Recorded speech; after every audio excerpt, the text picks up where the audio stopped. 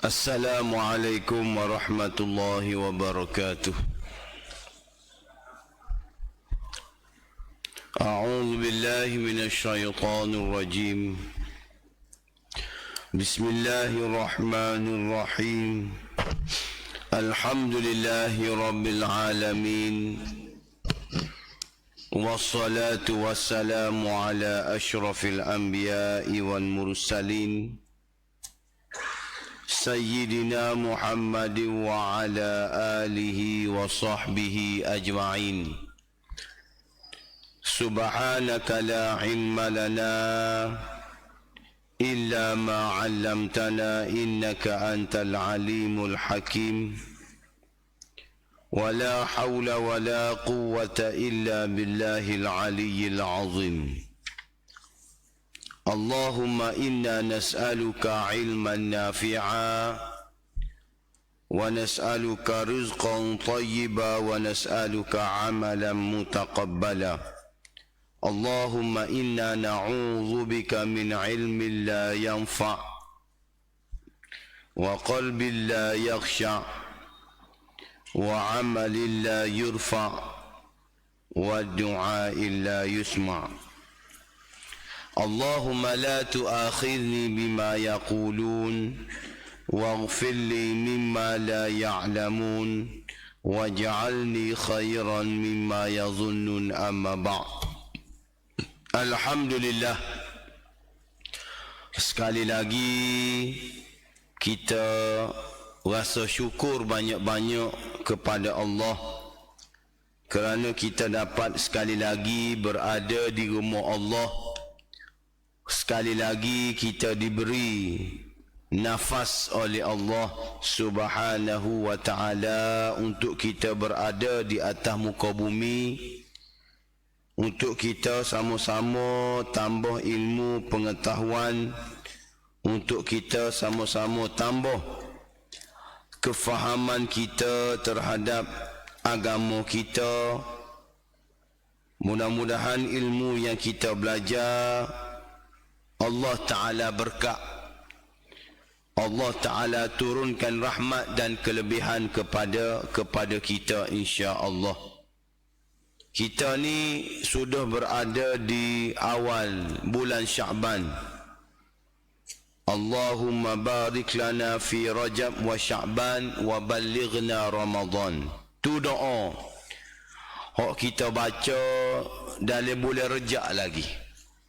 Dan alhamdulillah kita sudah berada dalam bulan Sya'ban. Mudah-mudahan Allah Ta'ala panjangkan umur kita, diberi nikmat kesihatan untuk kita bersama-sama sekali lagi di dalam madrasah Ramadan. Sama-sama kita lipat kali gandakan amal ibadat kita pada bulan Ramadan kelak insya-Allah. Kita sambung pengajian kita Hayatut Tabi'in yang seterusnya bernama Muhammad bin Wasi'. Nama dia Muhammad bin Wasi'. Muhammad bin Wasi' dia hidup pada zaman Khalifah Bani Umayyah. Bani Umayyah ni ada 14 khalifah. Ada 14 khalifah daripada kalangan Bani Umayyah. Dia hidup pada zaman salah seorangnya bernama Sulaiman bin Abdul Malik.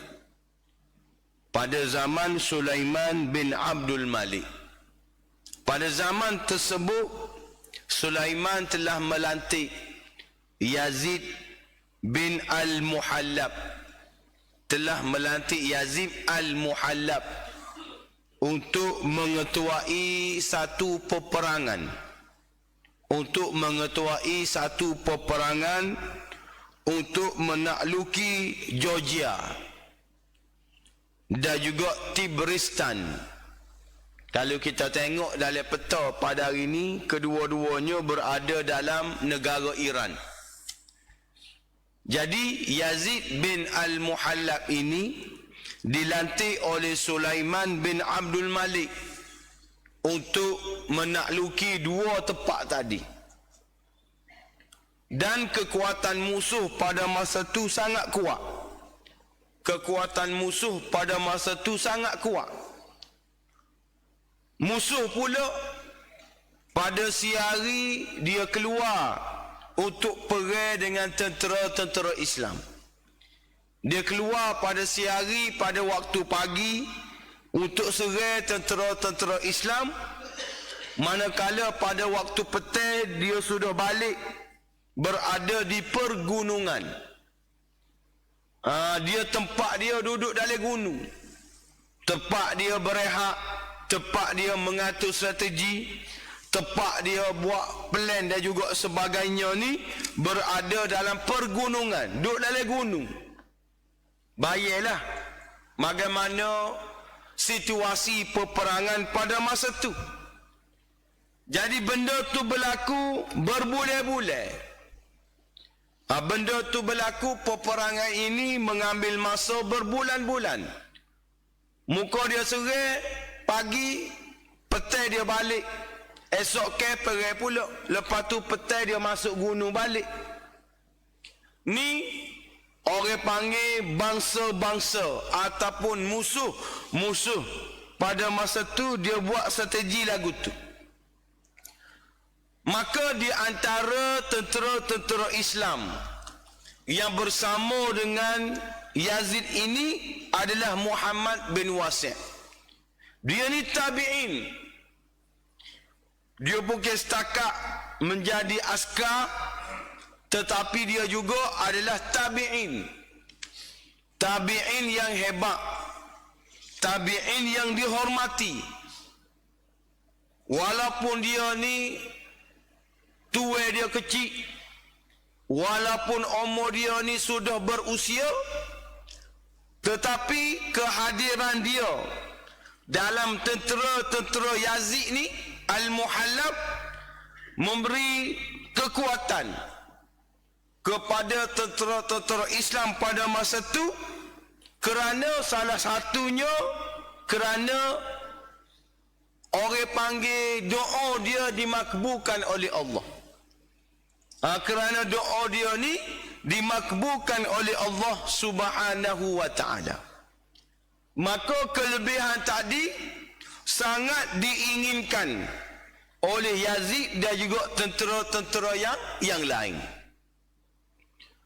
Pada suatu hari, tentera-tentera musuh mari ke kemah lah. Mudah-mudah lo ni gak mari ke tempat perkhemahan tentera-tentera Yazid. Mari itu tubuh dia sangat besar. Tubuh dia sangat besar, badan dia sangat tegap, mempunyai orang panggil otot-otot yang besar, menakutkan tentera-tentera Islam pada masa itu. Orang tengok dia tu takutlah. Dengan tubuh besar, dengan otot besar, dengan bawa senjata dan juga sebagainya, dia mari nak cabar. Mari nak cabar tentera-tentera Islam. Menyebabkan masa tu tentera Islam ni terpaksa berundur. Berundur bukan berundur daripada peperangan. Berundur apabila dia sapa. Kerana apa? Kerana besarnya dia, kerana kuatnya dia, kerana tegaknya dia. Ramai-ramai tentera-tentera Islam tadi yang dicabar oleh musuh Islam itu, akhir sekali Yazid Muhammad bin Wasi'. Muhammad bin Wasi' tawar diri. Tawar diri untuk berlawan dengan orang tadi. Hak gagah, hak tinggi, hak besar, hak tegak. Dianya kecil, tuanya kecil, lepas tu berusia pula. Tapi dengan semangat yang ada kepada dia, dia tak takut kepada musuh. Dia tidak gerung kepada musuh. Maka dia pun tawar diri untuk berlawan dengan Muhammad dengan orang panggil musuh tadi. Maka mari salah seorang daripada tentera Islam, dia kata, wahai Muhammad, mu tak perlu berlawan dengan dia. Mu tak perlu berlawan dengan dia sebab mu ni tubuh kecil, mu ni sudah berumur, maka biarkan aku untuk berhadapan dengan dia. Biar aku berlawan dengan dia. Biar aku berlawan dengan dia, aku nak mu doa je aku. Aku nak mu doa kepada aku, sebab aku tahu doamu ni mustajab. Aku tahu doamu ni Allah Ta'ala makbul. Kamu hanya perlu berdoa kepada aku. Maka Muhammad bin Wasi' berdoa kepada Allah Subhanahu wa Ta'ala supaya tentera Islam ni diberi kemenangan oleh Allah Subhanahu wa Ta'ala. Maka berdepailah tentera musuh dengan tentera Islam, maka berlakulah orang panggil peperangan, perang seorang sama seorang dengan tentera musuh tadi. Maka akhir sekali dengan izin Allah Ta'ala, tentera Islam tadi berjaya penggal kerak kepala musuh tadi. Dia kerak kepala musuh, siapa ke pedai dia tu lekat di kepala. Lekat di kepala musuh. Maka dia bawa kepala tadi jumpa dengan Yazid bin Al-Muhallab, tunjuk bahawasanya kemenangan diperolehi oleh tentera-tentera Islam tadi. Maka sahabat-sahabat pada masa tu, tentera-tentera Islam pada masa tu semakin bersemangat untuk berlawan dengan tentera-tentera musuh. Dan apa yang berlaku? Musuh terpaksa berdamai. Musuh terpaksa berdamai dengan Yazid bin Al-Muhallab. Mengaku kalah. Orang hak besar, orang hak hebat, orang hak tinggi lampai ni pun kalah. Maka dia buat perdamaian, buat perjanjian untuk berdamai dengan tentera-tentera Islam. Yazid bin Al-Muhallab menerima perjanjian tersebut, tapi dengan beberapa syarat. Ada syarat lah. Antaranya, dia minta 700,000 dirham. Lepas tu pula dia minta 400 ekor kuda, hok bawa rempah ratus. Yang mana 400 ekor kuda ni dibawa oleh 400 orang lelaki. Setiap seorang tu bawa satu uncang perak. Bawa satu uncang perak. Bayarlah 700 dirham perak. Lepas tu 400 ekor kuda bawa repah ratus. 400 orang hok bawa kuda tu pula bawa satu uncang emas, satu uncang perak, sebagai orang panggil syarat untuk berdamai dengan tentera-tentera Islam. Maka akhir sekali bolehlah sebagaimana dia nak. Maka Yazid pun membahagikan harta-harta tadi kepada tentera-tentera Islam. Dia bagi hak mana layak dia bagi, banyak kau sikit kau serah kepada dia lah. Banyak-banyak harta rampasan perang ni ada di tangan dia satu mahkota. Satu mahkota yang ada bertatahkan emas. Satu mahkota yang bertatahkan emas, perhiasan dengan intannya, dengan permatanya, macam-macam, comel lah. Dia kata, agak dia panggil askar-askar dia, tentera-tentera dia, dia puakak mahkota, comel lah. Dia kata, apa? Dia kata, aku nak tanya pendapatmu. Ada lagi ke tak apabila aku bagi mahkota ni, dia tolak. Ada ke tak di kalangan tentera-tentera kita ni, kalau aku bagi mahkota kepada dia, dia tolak. Maka tentera-tentera pun jawab, siapakah yang akan menolak hadiah semewah ini daripada kamu? Maka Yazid kata, masih ada lagi orang yang akan tolak pemberian ataupun orang panggil pemberian mahkota ni di kalangan puak-puak kita. Masih ada lagi orang yang tolak. Dia kata butullah. Tentera-tentera ini kata butullah siapa hak boleh mahkota tadi. Maka Yazid pun kata, mungkin cari Muhammad bin Wasi'. Mungkin cari dia ni duduk mana. Merayak kepada dia, khalifah nak jumpa dengan dia. Tidak khalifah lah, aku nak jumpa dengan dia.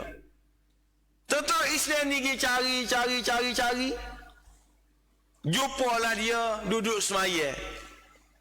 Munggu dia orang juru, dia orang warak, dia tabi'in, duduk semaya, duduk baca Quran. Maka utusan tadi kata, wahai Muhammad, Yazid nak jumpa denganmu. Derah dia pergi sebab khalifah, sebab pemimpin dia. Bila dia sapa, Yazid kata, aku nak bagi kepadamu mahkota ni. Yazid kata, aku nak bagi kepadamu mahkota yang ada di tangan aku ni. Yazid pun tanya, adakah mahkota ini adalah bahagian aku? Adakah mahkota ini bahagian aku? Ataupun saja-saja mu nak bagi kepada aku? Maka Yazid kata, ya, ni giemu. Giemu dalam perang ni, aku bagi mahkota ni kepadamu. Dia kata, wahai Yazid, aku minta maaf. Aku tolak mahkota ini sebagai pemberian kepada aku. Yazid berkata, wallahi, demi Allah, mu kena terima mahkota ni, mu kena terima, mu kena ambil. Wallahi, mu kena ambil. Bila dia tengok Yazid ni bersungguh, benar-benar nak bagi kepada dia, dia pun ambil. Dia ambil mahkota tadi, dia pun balik. Yazid pun panggil utusan dia. Dia kata, aku nak mu gi follow, gi ikut Muhammad bin Wasi' ni. Dia gi buat gapo dengan mahkota tadi. Bayarlah mahkota tu, kalau gada, kalau jual, makin juta juga. Kalau ini gi curuk dia, gi tengok dia daripada jauh, tengok. Yazid ni dia bawa lah, Muhammad bin Wasi' ni dia bawa mahkota tadi. Siapa di pertengahan jalan, dia jumpa dengan orang minta sedekah. Dia kata, adakah duit ataupun barang mu nak bagi kepada aku? Aku ni tak ada piti, aku ni tak ada satu. Muhammad pun paling tengok kiri kanan, depan belakang, tengok. Dia pun bui mahkota duk tangan dia. Mu ambil hak ni lah. Mu ambil mahkota ni, mu ambil aku kamu. Bila dia bui juga, utusan tu dia tengok. Bila Muhammad bin Wasi' pergi, utusan tadi panggil orang hak terima mahkota tadi, bawa ke istana. Bila dia bawa ke istana, Yazid kata, aku akan ambil mahkota ni dan aku akan bagi benda lain kepadamu. Aku akan bagi benda lain kepadamu kalau mu nak hak mana aku beri kepadamu. Maka kahwin ni pun ambil lah hak dia nak. Maka Yazid pun kata, aku royak dah kepada kamu wahai tentera-tentera Islam, masih ada lagi orang yang menolak pemberian semeruh ini daripada aku. Nilai juta-juta. Tapi dunia tidak mempengaruhi dia. Dunia tidak duduk dalam hati dia. Dunia tidak duduk dalam jiwa dia. Inilah Muhammad bin Wasi'. Pada suatu hari dia nak pergi Mekah. Maka dia minta izin dengan Yazid untuk ke Mekah. Maka Yazid kata, mu ambillah duit ni buat belanja kamu ke Mekah. Muhammad pun tanya, duit ni adakah orang lain pun boleh ataupun aku je boleh? Ni orang warak, orang juru. Yazid kata, duit ni aku bagi kepadamu semata-mata sebab mu nak pergi Mekah. Muhammad kata, wahai Yazid, aku tak terima duit ni. Kerana duit ini hanya kepada aku, tidak kepada orang-orang lain. Maka berangkatlah dia ke Mekah. Bila dia duduk sana, terasa Yazid ni berasa dalam peperangan yang berlaku dia tak ada. Orang yang warak, doa dia mustajab, doa dia Allah Ta'ala makbul, tak ada dah. Orang seperti Muhammad bin Wasi', lebih-lebih lagi orang yang taksir kepada dunia, orang yang taksir kepada kemewahan. Taksir kepada dunia ni bermaksud dunia yang melalaikan dia. Bukan taksir kepada dunia, tak kerja, tak cari rezeki, tak buat gau satu. Tidak lagu tu. Mana taksir kepada dunia ni, kepada dunia yang melalaikan dia, dunia yang boleh merosakkan dia. Sebab itulah hadirin hadirat muslimin dan juga muslimat yang dirahmati Allah, kita ingat bulan lepas ustaz-ustaz kita royak pasal Isra' wal Mi'raj. Di mana-mana tempat, di mana-mana surah, di mana-mana balasah, bagaimana Nabi jumpa ketika mana Isra' daripada Masjidil Haram ke Masjidil Aqsa. Kalau kita tengok dalam kitab, Nabi tengok lebih kurang ada 18 peristiwa. Daripada Masjidil Haram ke Masjidil Aqsa, Nabi naik buruk ditemani oleh Jibril alaihi salam. Nabi tengok dengan mata kepala dia 18 peristiwa. Tu tak naik langit lagi. Naik langit ke Sidratul Muntaha. Ni Isra' baru. Daripada Masjidil Haram ke Masjidil Aqsa, 18 peristiwa yang Nabi tengok dengan mata kepala dia. Antara yang Nabi nampak, yang Nabi jumpa, seorang perempuan tua yang bongkok 3. Seorang perempuan tua yang bongkok 3. Bongkok 3 dah. Dia duduk sekak Nabi, dia duduk teher Nabi. Nabi tak berhenti. Nabi tanya Jibril alaihi salam, siapakah perempuan tua itu? Jibril pun jawab, itulah gambaran dunia. Itulah gambaran usia dunia. Kalau masa Isra' Mi'raj beratus-ratus ribu dulu, tahun dulu, bokok 3 dah tina tua tu. Bayarlah kalau perempuan tua tu hidup lagi zaman kita. Bokok 7 kau bokok berapa tak tahu dah. Noyaknya masa tu bokok 3 dah. Usia dunia sudah berada di penghujung. apatah lagi zaman lo ni, keadaan lo ni, dunia memang berada di penghujung. Dunia hampir kiamat. Kita berada di akhir zaman. Macam-macam perkara yang berlaku. Macam-macam perkara yang menguji keimanan kita, ketakwaan kita kepada Allah. Wal'iyazabillah.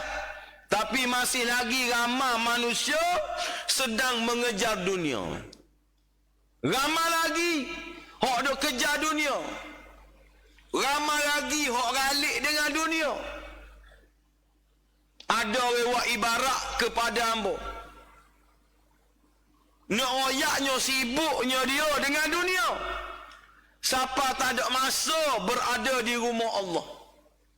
Orang buat ibarat kepada hamba, dia kata, Ustaz, orang lagu ni tak ada masa dengan rumah Allah ni. Dia sibuk. Sibuk bagaimana? Azan subuh dia duduk tidur lagi. Orang bezuhur ralik kerja. Orang biasa letih kerja tidur. Orang maghrib duduk pada bola. Duduk depan TV, duduk tengok cerita tu, tengok cerita ni. Orang isyak duduk kedai kopi.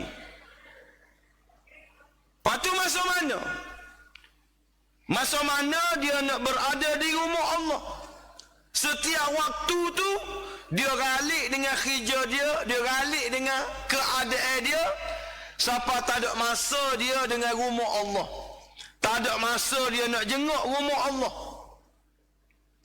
Sebab itulah dunia ni juga akan menguji kita, akan menguji keimanan kita kepada Allah. Amba pernah sebut dah sini.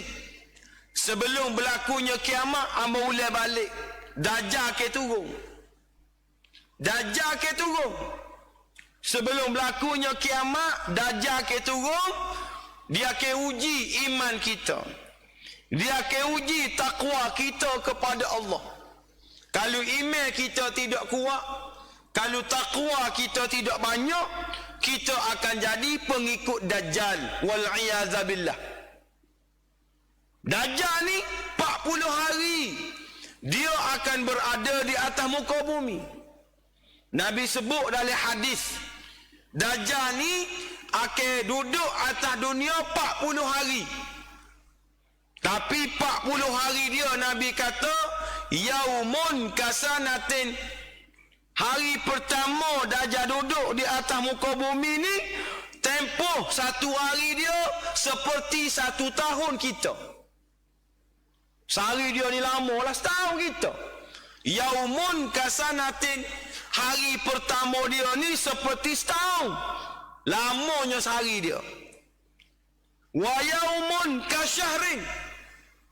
Hari yang kedua, lama tak lamanya hari yang kedua ni seperti sebulan. Tempoh hari yang kedua. Wa yaumun kajumu'atin. Dan hari yang ketiga seperti seminggu hari kita. Wasairu ayyamihi ka ayyamikum. Dan baki lagi berapa? 37 hari itu seperti hari-hari biasa. Tu Dajjal. Allah Ta'ala buat lagu tu. Hidup atas dunia, hari pertama supaya setahun, hari kedua supaya sebulan, hari yang ketiga supaya seminggu, baki-baki lagi itu seperti hari-hari biasa. Sebelum dia berada di atas muka bumi selama 40 hari, macam-macam perkara yang berlaku. Macam-macam perkara yang berlaku di atas muka bumi ni. Tadilah orang hok galik dengan dunia, orang hok galik dengan barang-barang dunia, tak ada masa dengan rumah Allah. Wal'iyazabillah. Dia akan termakan dengan ujian-ujian sebelum kedatangan Dajjal.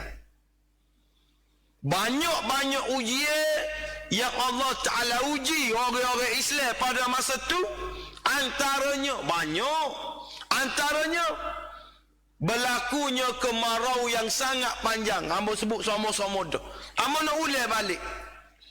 Kemarau yang panjang, pokok mapu, binatang mapu, hujan tak turun. Manusia nak kepada makanan, manusia nak kepada minuman, manusia nak makan kebulurnya dah ni. Tiba-tiba Dajjal sapa. Ni Nabi sebut dalam hadis. Fayati 'alan nasi fayad'uuhum fayu'minuna bihi wa yastajibuna lah. Fayamuru as-sama'u fatumtir wal ardu fatumbit fataruhu 'alaihim sarihatuhum atwalu ma kanat zura. Maka Dajjal pun mari. Bila Dajjal mari, Dajjal kata, "Mu nak makan ke?" Dia tanya orang kampung tu. "Mu nak makan ke? Mu nak minum ke?" Tentu dah nak makan, nak minum. Mu lapar. Binatang mapu, tanaman mapu, hujan tak turun. Lapar ni. Dajjal kata, "Boleh kalau mu nak makan, mu nak minum. Dengan syarat, mu kena ikut gapo hak aku nak. Dengan syarat, mu kena ikut aku." Maka orang kampung ni lapar, nak makan, nak minum. Dia kata, "Tak apa, aku ikut mu. Janji aku boleh makan, aku boleh minum." Maka dengan izin Allah, fayamurus sama'u fatumtir. Maka tiba-tiba hujan turun daripada langit. Wal arda fatumbit. Maka bumi-bumi ni keluar, pokok-pokok ni keluar menghijau balik serupa dengan sekala. Binatang-binatang hidup belaka. Maka sukalah orang kampung masa tu boleh makan, boleh minum, boleh makan, boleh minum. Maka sahabat Nabi pun tanya, "Fama ya'ishun nasu fi zalika zaman?" Bagaimana keadaan orang-orang beriman kepada Allah pada masa tu? Orang beriman ni tak ikut Dajjal. Dia tak follow Dajjal. Tapi dia tak boleh makan, dia tak boleh minum, dia tak boleh bersedak-sedak. Lepas tu bagaimana keadaan mereka pada masa tu? Nabi pun kata, "At-tahlilu wat-takbiru wat-tasbihu wat-tahmidu wa yujra zalika alaihim majrat ta'am." Rawahu Ibnu Majah. Nabi pun kata, mereka akan berasa kenyang dengan tahlil mereka, dengan takbir mereka, dengan tasbih mereka, dengan tahmid mereka. Maka zikir-zikir itulah yang menggantikan makanan mereka. Nak siapa setara tu, dia tak boleh lalai dengan dunia.